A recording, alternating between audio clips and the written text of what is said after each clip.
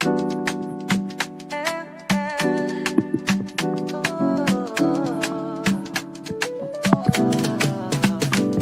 the Really Charlie podcast. Sounds so true. Grab a chair, pour out a glass. Let's break through. Echoes in the room as the stories unfold. Tune in, lean back, let the moments be bold. Yeah, it's the Really Charlie podcast. Tune your ear. With each word spoken, we're drawing you near. Yo, it's the Really Charlie podcast. Set your mind free. Diving deep, discover what's meant to be.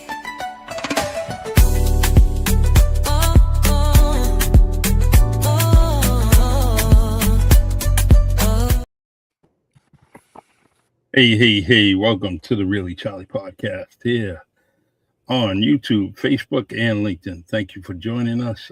Today we have two great guests, and no strangers to the Really Charlie podcast. Got Edward Pacheco up top. Along my side, we got Eldric Abreu on the bottom there, who runs a HIT program. Listen, we have a lot of information, a lot of things to spit out at you. And without further ado, I just want my man over here, Edward Pacheco, to kind of give an intro, man. What's going on with you, with your strong campaign and everything that's going on with you? Thank you, Charlie. Yeah, as always, it's great to be with you. We're today is actually a week until the primary election. So Tuesday, September 1st. You have the opportunity to get out and vote. I think the great thing about our system now is you really have like 3 windows to be able to vote. You have your request for your paper ballot that you can mail in. Then they do the early voting week, the week before, which started on Saturday this past week and runs, I believe it's Friday this week, both in Dartmouth and New Bedford.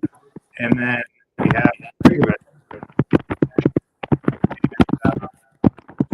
you give people a real opportunity to be able to get out and vote. We're gaining a lot of momentum. There's no way around it. Our website is way up on views. Our phone banking is going fantastic, and we're looking forward to September 1st. Awesome. I wish you well. I wish you all the luck in the world and all the blessings in the world, because you work hard at it. You always worked hard with everything that you possibly do. And so I'm so happy to call you a friend, so happy to call you a representative of this area. God's ears. Yeah, cannot wait. All right, down below is Eldric Abreu. I know this guy, this man, since he was a young baby, and I am so glad to have him on here so we can talk a few things that he's involved in. Comes from a good family, and I just want to kind of give Eldric your time to speak, man. What's going on with you, and why are you on the Really Charlie podcast today? Thank you for your time today, Charlie. Well, the past few weeks I've been having the opportunity to work as a HIP ambassador with Coastal FoodShed and SEMAP, and that's for the statewide program, the Healthy Incentives Program. And I've had a great opportunity to be out in our community and around Bristol County doing some outreach around SNAP and the Healthy Incentives Program. And what I'm realizing is that food access is much more than whether food exists. It's whether people know whether the resources are available, whether they can physically go get them, whether they can afford them, whether the information is available in their language, and whether these programs actually work in the communities that they're designed to serve. And in Bristol County, we've had some really important opportunities and some gaps that I think we could really talk about tonight on this podcast. I agree. And Joey says, gentlemen, Joey Gonzalez, we got another comment from Marvin Speller. Always proud of you, my brother. Yes, we have, and congratulations to Marvin Speller. And nice to see you, Joey Gonzalez, joining us. I appreciate it. Everyone on Facebook and LinkedIn and YouTube, feel free, to share this podcast as you are viewing it.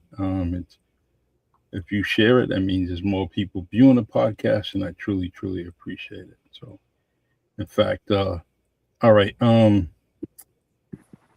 want to I really like this idea of reaching out to people and doing outreach, especially for there's so many people in this area that are actually not eating right or not eating at all, right? And you come across it all the time. Sometimes you have to, people might have perceptions that people are seeking food or benefits or whatever for bad reasons, and in a lot of the cases, it's not like that. I see people that I see veterans. I see elderly. I see kids going without food. And thank God there is. The school year is starting, because sometimes that's the best meal of the day for some kids. So. I think that's probably one of the best programs that we ever came out with, was when we started not offering not only breakfast at the school for children, but the free lunches, because you were giving 2 meals a day to children that otherwise might not have access to nutritious foods. And the other thing is, I don't think people take into consideration is it's not only just the abundance of food that's available, but it's also the quality of the food. Yes. So it's not just necessarily calories that we're talking about. We're talking about the actual quality or the value of the food itself. So one of the things that I'd like to propose, and I know there's been some talk about it, but I think we need to discuss it more, is we live in the #1 fishing port in the United States for over 20 years. Mm-hmm.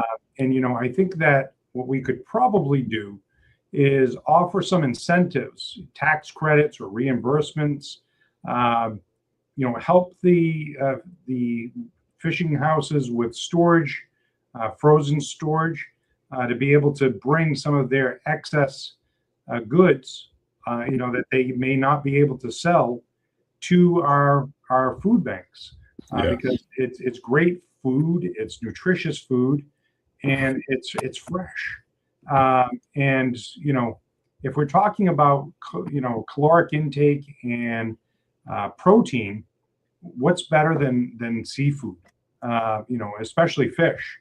Yes. And it's a food that many cultures use or can use or eat. It's not like pork or other things that some cultures don't eat. It's a basic staple, and it's here. So why don't we make it a little bit easier by offering these things like tax incentives, or even reimbursement on like storage costs or what have you, in order to be able to get some of this food from the fishing industry into our food banks. I don't know if you've heard anything along that line, Eldric, on your end, but it seems like it's a no-brainer to me. Absolutely. Actually, I think that's a really great, helpful suggestion, and I think that actually ties very well with what the program has to offer already. That's one of the things that I usually mention to the people in the community and the residents, that not only is this a program that's helping people eat healthy, but supporting our local farmers and our local agricultural system within Massachusetts. That could be another great way to help another industry, some other workers as well, and bring another great access. Because one actually interesting thing I did find these past few weeks working as a HIP ambassador, I've been doing a lot of my outreach in New Bedford for Coastal FoodShed and in Fall River for CMAP. And I learned that the Greater Fall River Food Bank had been one of the top 5 in usages in all of the 600 plus greater food banks of Boston food banks that have been supplied around Massachusetts. And I thought that was really incredible, especially when added to opportunity to table there and realize it was a not-for-profit organization that has a lot of volunteers within the community giving back. And if you see that system and the care within, I think it's people that are really just worried about and making sure that everyone in their community has something to eat. Yeah, I mean, I remember as a child, my family, when I was much younger, we suffered from food insecurities. And I remember more than a couple of times having to go to a soup kitchen or something along those lines with my mother to have a meal. And, you know, I think that as a society, we've done better with making more food surplus available to people, but we can always do better. You know, I remember, for example, and Charlie, this may take you back. You Yep. remember the blocks of cheese that we used to get? Oh, in the yeah. brown containers. You know, that was some of the best cheese that you would ever get in the world. You could slice that pretty thick and make a nice grilled cheese with it, or That's you know, it. you know, they used to give you the staple peanut butter in the black and white cans. Mm-hmm. You know, those are, you know, those were staples. Same thing with like butter. So I mean, I understand on a firsthand basis what food insecurity can mean to a child, having experienced it myself.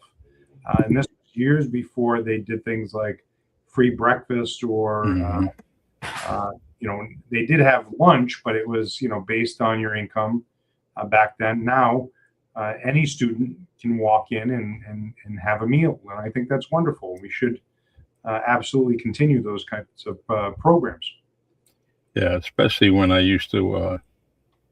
I'm glad that those programs are out there because you know, over the years you would see a lot of waste of the food that was in the schools, and it was a shame that, you know, we couldn't offer it to someone. You know, they had their rules and regulations, and a lot of food was getting wasted and thrown in the dumpster when there was numerous kids not eating, you know, or could spare to take it home, you know, and eat it later on, you know. So, and I don't think that's gone away either, Charlie. Eldric may know more about this, but you know, one of the other things that I'm in favor of is helping to relax the restrictions on restaurants making direct donations to food banks on already prepared foods. You know, to your point, restaurants throw away, you know, hundreds, if not thousands of pounds of food a year that could otherwise be donated to food banks. And it's, you know, for lack of maybe having either the incentives, the access, or the equipment to be able to keep things at temperature. But, you know, at the same token, you have, you know, these basically farms that will collect this junk food or waste food, and they'll take it and they'll bring it to the farms to feed their animals. So, and yes, that's important, and because we need to be able to support our farmers. But if we can figure out a better way to get some of that food redirected to human consumers, I would be completely supportive of that as well. Yeah, that's a great idea. I want to say hello to Mike Samail on YouTube. Thank you for joining us, as always, a great supporter of the podcast. So, Eldric, could you repeat some of the organizations that are involved in it? Yes. So I've been working for Coastal FoodShed, which is actually a food access point in New Bedford, located in the South End and Kilburn Mills. They're open from Tuesday through Saturday, and you could go there and use your EBT and SNAP and HIP benefits.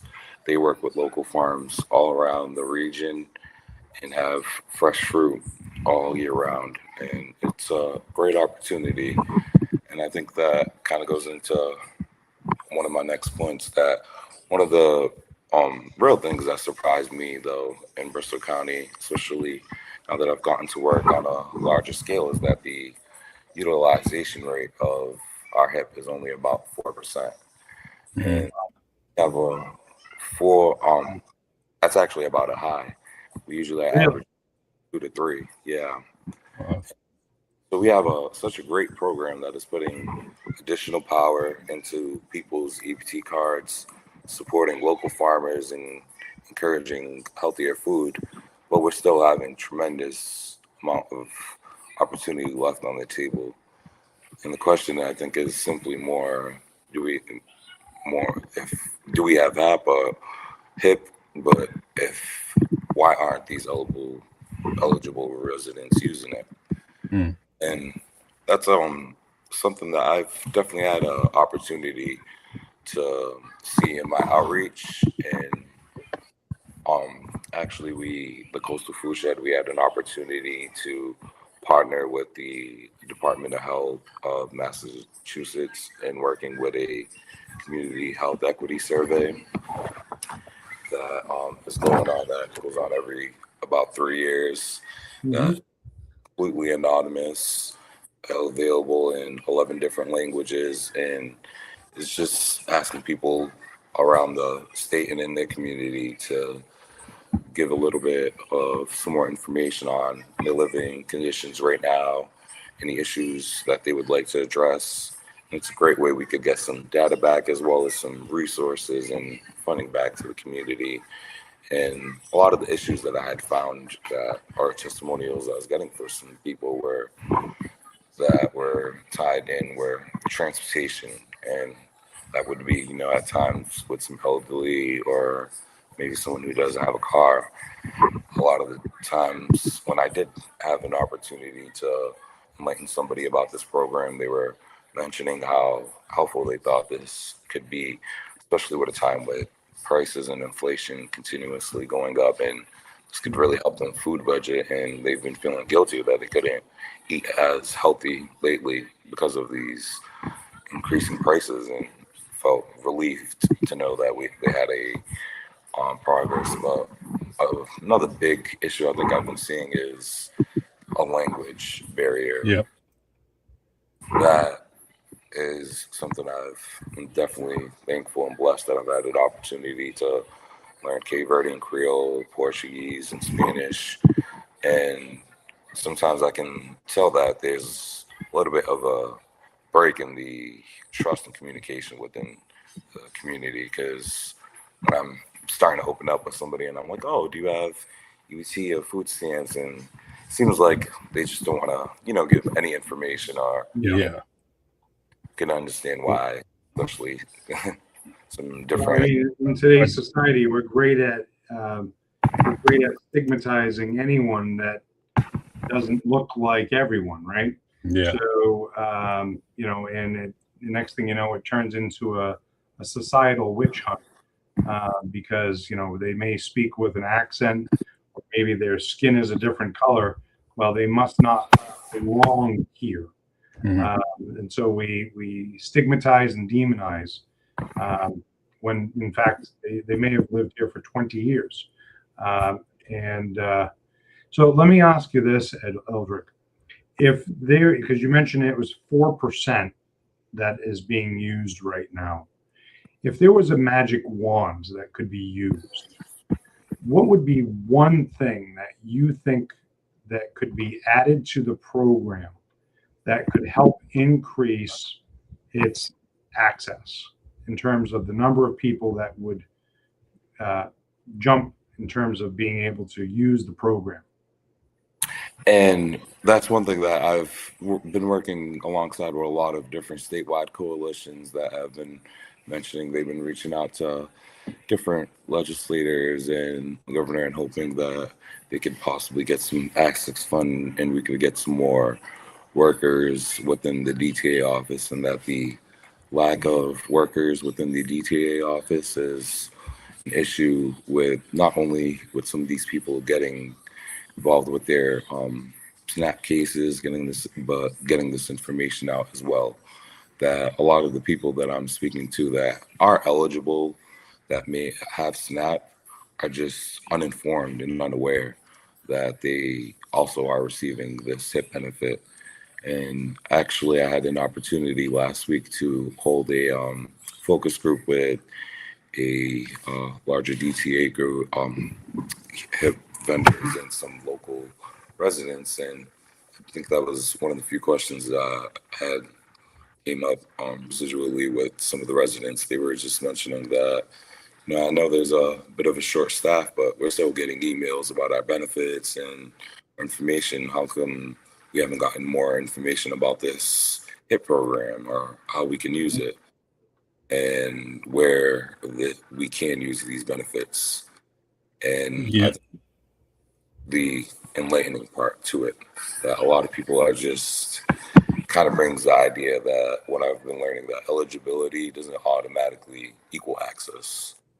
And you kind of have to, maybe some of these people need that extra ability, and we need to be able to talk to them or give them that extra information that they may need, whether it's some language translations or just being able to let them know to go to the DTA finder and be able to find local HIP vendors that they can use their HIP benefits at.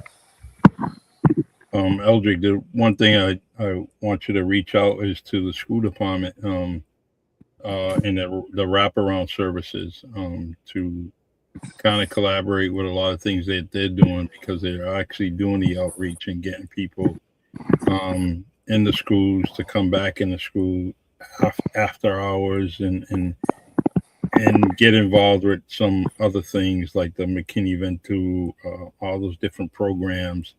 And the wraparound services is kind of adding your name to as one of the vendors or one of the organizations that can help families within the school districts. It's very important. Most school districts in the area do have a wraparound services, and what I like about their services is that the things that you talked about, language barrier, that they help out. They provide and speak to multiple languages, much, a few more than what you had said, English, Spanish, Portuguese, Creole, Kichi, all that different things, and that they can provide and help out. And it becomes a bigger collaboration for you, organizations, and the community. So, when you have time, reach out to them and definitely get on board. I don't know who's running the program now, but that's definitely, every school is representative, and also there's multiple organizations that you can go and kind of sit back and sit in different events that you have, they have, and be part of that outreach other than what you're already doing.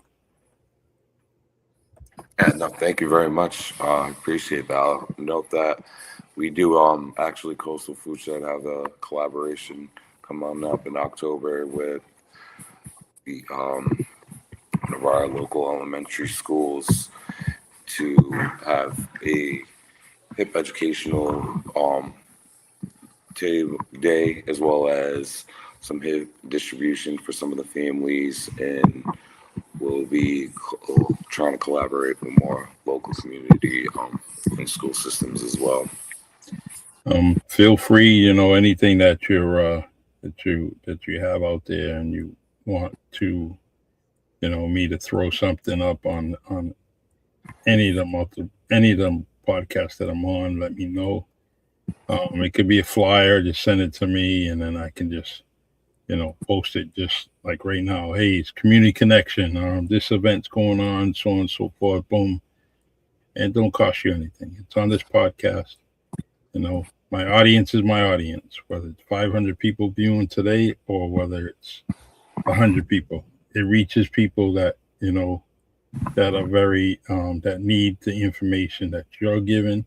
They need the information on Edward Pacheco and what he's doing as far as his campaign, his involvement in the community. So I try to tell people that anything that you have, send it my way. I'm not looking to charge you or do anything like that. I'm trying to make things better for our community and providing information that Eldric has, Ed Pacheco has, and many, many others. I try to do that, So what I want to do is Ed, I want to ask, how did you get involved with this? So, as I said, having had firsthand experience with food shortage as a child, this is something that throughout the years I've been relatively passionate about. When I owned my own company, Places to Go, we used to do a food drive every year at Thanksgiving, and we would go. We would make our own donation as well, and then we would partner with another agency or community or group like the Masons. And Very nice. We would give them our food. So it's not a mistake that this region has significant food shortages for working people. Our rents for most people are very high. Our utilities are very high. The cost of groceries is very high. The gross of insurance for vehicles and for health is high. So, unfortunately, something always gives. And let's face it, unfortunately, it has always been cheaper to go to a store and buy a package of cookies this big for $2. Mm-hmm. But, for the same dollar value, to be able to get, a pound of apples, 2 or 3 apples, it's probably the same price. So when you're trying to feed a family, you're looking at volume, and necessarily the volume doesn't always equal the right kind of calories or the right amount of content. It's value. So, anytime that, as a state representative, I'd have the opportunity to be able to impact increased food access to, those in need, particularly our working families and our seniors, and while supporting, continued funding for school lunches and school breakfasts, it's a no-brainer for me. I mean, that's where I am with this. So, exactly. Eldric, what's your next event, Eldric, that's coming up? Well, I didn't mean to cut you off. Go ahead. Oh no, sorry. No, thank you. I was just gonna add on to that, and I was gonna just say that was some real touching points, and actually, I think that was part of the real learning lesson too, as well, that I've gotten to get while I've being involved and diving in, and I think that was something too that I learned that was very intriguing these past few weeks, that we're actually in the first time in history where the number of obese children and adolescents worldwide has outnumbered the undernourished and underweight youth. And when they had brought that up to me, I was like, I remember going home to sometimes back to Africa and would be worrying about how could I stop world hunger, and worrying about this in a different way. And I think it's a full circle. It's not just that are on SNAP that are being affected. It's larger perspective. And the quality of the food is really, for what it is worth, very challenging. I mean, you take some of these prepackaged noodle things that you can make, and you think, oh, ramen noodles or whatever.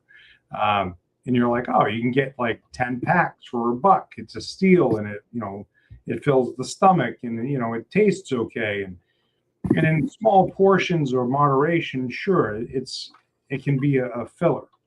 Yeah. But when you look at the amount of ingredient and the sodium that they pack into these meals, they're way over what the recommended consumption of an adult or never mind a child are on a daily basis. But when you're given the choice of either feeding your child and having them go to bed with something in their stomach, or having them go to bed with nothing in their stomach, which are you going to choose?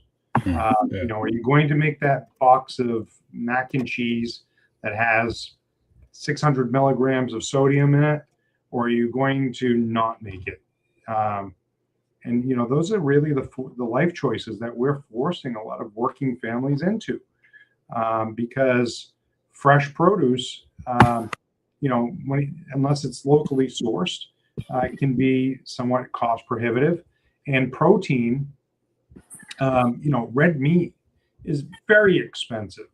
Pork is, kind of there.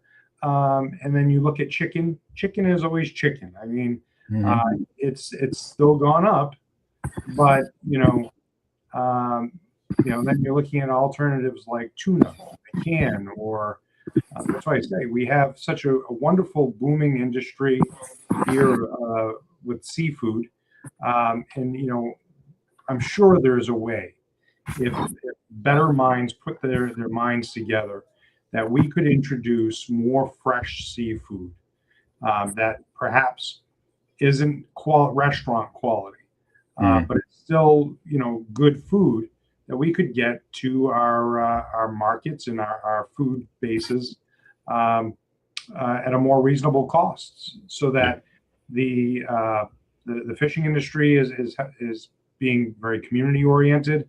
People are able to get good food. That's the other thing that I think we struggle with, is we have these picture perfect ideas of what a vegetable or fruit is supposed to look like. Like the bagged carrots that we get, they're fresh carrots, but they're not just out of the ground carrots. They've been groomed, they've been cleaned, they've been shaped. Most cases, a lot of those carrots don't come out of the ground looking like that. They can be a little intimidating, maybe a little ugly, but they're the same. They look the same. They have the same nutritional value. They just need to be washed and prepped, but we get so fixated on what the markets have told us for years what to expect for a vegetable. But I mean, if you're going to a local market or a local farm, you'll see firsthand what these vegetables coming out of the ground or these fruits look like. I mean, fresh apples. I mean, you may get a bruise on them, or you may have a worm bite in them, or whatever they call them. But they're still good quality fruit and vegetables. It's just they're not picture perfect. And the amount of fruit that gets thrown away and vegetables that gets thrown away by grocery stores because they're not picture perfect, it's borderline shameful, really. I mean, and they're just operating by the rules that they're given. So it seems like to me we need to start looking at how we can change the rules on a legislative level. Yeah, make an amendment. Yep. Yeah, that kind of just made me chuckle a little, because that's sometimes I've had an opportunity to tell a lot of people about this HIP incentive program for the first time, and some feedback I have gotten back is something similar, and it's like, wow, these farmer fruit don't last as long as the fruit I might get from a grocery, and I'm like, well, that's because you're eating less preservatives and something a lot more. Yeah, local farmers are going to be far more conscientious about what they're using, on how they're protecting their vegetables. It's called farm to table for a reason, because it's not having to get brought in baskets or crates to a processing center, to have to get loaded into another crate, to get put onto a tanker or a train, to be trucked across a country, to a distribution center that then sends them out to a retailer.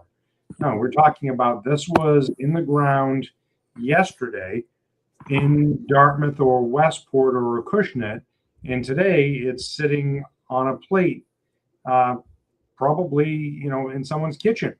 So yeah, it's not going to last 2 weeks. People think, for example, strawberries, you buy them in the market, and you get maybe 4 or 5 days out of them before they start to go soft or brown or they mold over, and they're like, oh, these things don't last long. I've only had them for 4 or 5 days. Well, you've had them for 4 or 5 days, but that strawberry's journey from wherever it was harvested to the time it got here was probably a week and a half or 2 weeks ago. If you want great produce, you got to shop local, and we're fortunate. We have a tremendous amount of local farms and farm stands in Dartmouth and New Bedford, Acushnet and Westport, and I think that that coalition has helped. I know a lot of, and correct me if I'm wrong, Eldric, I think a lot of these farmer markets now accept SNAP and EBT benefits to be able to buy fresh fruits and vegetables that are really fresh fruit and vegetables. Yeah, I mean, I think that's the way we have to go with it here. It's definitely about education. I really want to, first and foremost, say thank you for all the information that we people have to have an understanding of, that you mentioned about a journey. Food takes a long journey, right? I'll never forget this. I won't say what supermarket is, but person told me, I want my milk that's local. I don't want to be waiting for milk on the shelves that's coming from California. And I never thought of that. And I started thinking, I'm saying, man, you know what? This guy's right. Where do we see the local labels on? And, when we go to the different supermarkets, where do we see those local dairy farms that are here? A lot of times they're not from this area. And even if it's in a neighboring state, it's still too far away, especially when we have dairy farms. We have so many farms in this area that, I wish we were getting more of that into these bigger supermarkets and stores and that, et cetera. What I want to do is I want to give both of you about a 3-minute spotlight of whatever you want to talk about, and then we'll close the podcast. But anything you want to end with, and we'll start off with Eldric, and then we'll end with Ed. Go ahead. Thank you, Charlie. And I think that is something that I've definitely realized, that we're definitely going through some difficult times, but the question isn't whether Massachusetts has the resources. I think the question is whether these resources are reaching the people who need them, especially here in Bristol County. And that's, I think, where I could just highlight 5 great numbers that even Chico had brought up that is very helpful, that only 4% of our Bristol County had used a tip in June of 2026. That's considered a high when we have other counties averaging 10 to 12%. But this is a program that has put in over $100 million purchases for local farmers since it's been put in. So it's a program that's not only helping us eat healthy, but our local farmers and agricultural support. So I tell a lot of people, it's killing 2 birds with 1 stone. We're getting a lot of benefits from it as well. And our state just enacted a HIP funding for the next year. And it's something that we should actually be really thankful and make sure that we are, I think, aware of and utilize these benefits. Because depending on your household size, that's $40, $60, or $80 a month of fresh fruit and produce a month that you can be receiving outside of your SNAP benefit. And I've heard a lot of people telling me they could food budget. That's more than they receive right now in their SNAP. Mm. And they were unaware until I told them this. And it's something that if you don't know, or if you do know, please share it with a friend that may have it, or maybe even someone you work with that can receive these benefits, because these benefits are very beneficial for the participants as well as the hardworking farmers all around Massachusetts. Mm. Absolutely. All right. Go ahead, Ed. Yeah, no, I mean, I'm going to keep it light, CP. I want to thank Eldric and for the work that he's doing out in the community. I think it's important work that HIP is trying to do, and not only helping people access these important nutritious foods, but also getting them the information for the resource. But if you there's an old saying, there's something that I'm gonna destroy this saying. I can see it already. But it basically equates to, if you love fresh food, support your local farms. No farms, no food. And we do have a lot of good farms in the area. I know in Dartmouth and New Bedford and Westport, Acushnet. And these farmers are your neighbors. They're going to be taking care of you in terms of how they're preparing their food, how they're growing their food. They're going to be conscientious, because chances are this is the same food that their families are eating. These aren't faceless people that are just cranking out these GMO veggies or fruits. They care about the work that they do. And unfortunately, our farms are getting less and less generation by generation, because they've gotten so expensive to be able to maintain and run a profit. So, if you want a farm to be in your community, like Dartmouth is a right to farm community, Westport's a right to farm community, Acushnet's a right to farm community. But if you want that to continue, it only makes sense for their preservation that we work with them and we support them. And in turn, they support the community. So it's a very symbiotic relationship that I think we need to examine more. And I know, because I know a few farmers on a personal level, that they care tremendously about the communities that they work in. Regardless if they're growing veggies and fruits, or if they're growing grapes for wine, they all care about the community that they're servicing. So support the people that support you. That's the way I see it. I think, just on a quick note, I think that some of the area retail grocery stores, every now and again, and I don't know if they still do this, but you'll see signs they'll put up where, like, this week's corn is from such and such a farm from whatever. I think that's important. And I think that's great that they're doing that. But I think that we need to encourage them to do that more. Obviously, we're a seasonal growing pattern because we're in New England. But, let's see more local purchases from our local vendors, our local farms. I agree.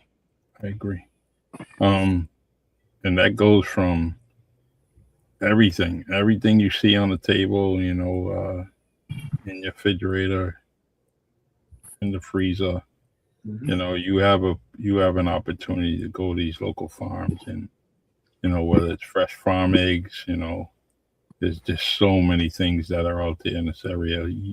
Utilize and take a ride around Bristol County and see the different farms in the area. Go to the local farmers markets that are throughout the community. In every town, every city, that they exist. So But Eldric, what I want you to do is feel free to write up something, contact everything that you possibly want the community to know. And I will gladly put it on the bottom line of every podcast that I have, so people can reach out and get in touch with their HIP ambassador that you was